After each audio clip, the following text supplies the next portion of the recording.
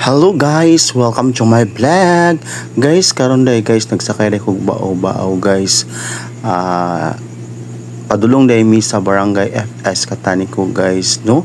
No, makita mo sa among barangay guys, maingay mo watch ada kayong barangay FS Kataniko guys.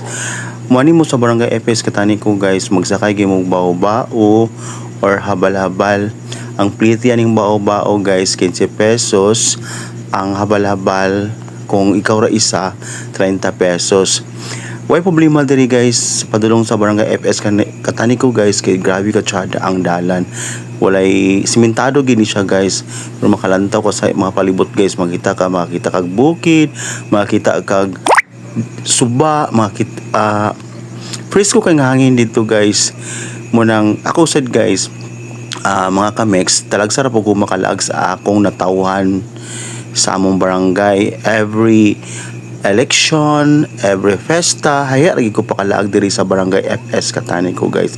Sa una guys, na-remember na ako guys, sa una guys, baklayon ra namon ning kugman to FS Kataniko mag-eskwela mi sa una sa high school kay sa unang panahon guys, wala pa may high school ang barangay FS Kataniko, among baklayon padulong sa kugman kay wala gyud may plate mga guys, no?